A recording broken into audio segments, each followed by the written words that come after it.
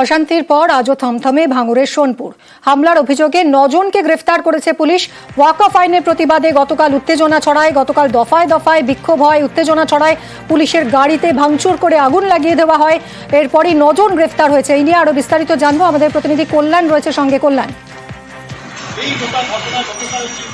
একেবারে মিমি, গতকালকে যে ঘটনা ঘটেছিল কার্যত দফায় দফায় উত্তপ্ত হয়ে উঠেছিল ভাঙড়ের একাধিক এলাকা। প্রথমে সকাল থেকেই কিন্তু উত্তেজনা পরিস্থিতি আমরা যে দেখতে পেয়েছিলাম সেটা হচ্ছে ভাঙড়ের চন্দনেশ্বর থানার বৈরামপুর এলাকায়। সেখানে কিন্তু পুলিশ ব্যাপক লাঠিচার্জ করে। পুলিশকে লক্ষ্য করে আইএসএফ কর্মী সমর্থকেরা তারা কিন্তু ইট ছড়ে, এমন অবস্থার পরে লাগাতার কিন্তু দফায় দফায় অবরোধ হতে থাকে। এবং পরে একটা সময় পর যখন বিকালে নওশাদ সিদ্দিকী আসার কথা ছিল সোনপুর বাজারে, সেই সোনপুর বাজারে যখন স্থানীয় হচ্ছে যে সমস্ত আইএসএফ কর্মী সমর্থকেরা ছিল তারা যখন মিটিং করছিল, সেই সময় হঠাৎই পুলিশের সঙ্গে বচসা এবং পুলিশকে লক্ষ্য করে ব্যাপক মারধর এবং পুলিশের গাড়ি ভাঙচুরের পাশাপাশি আগুন ধরিয়ে দেওয়ার ঘটনা ঘটেছিল।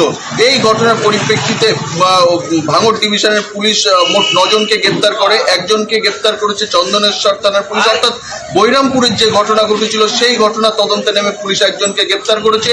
অন্যদিকে সোনপুরে যে আগুন লাগানোর পাশাপাশি পুলিশের গাড়িতে ভাঙচুর, পুলিশকে মারধরের যে ঘটনা ঘটেছিল সেই ঘটনায় পুলিশ তদন্তে নেমে কিন্তু এই উত্তর কাশীপুর থানার মাঝেরহাট, ছেলেগুয়ালিয়া, আলাকুলিয়া সহ সোনপুর এলাকা থেকে মোট 8 জনকে গ্রেপ্তার করেছে।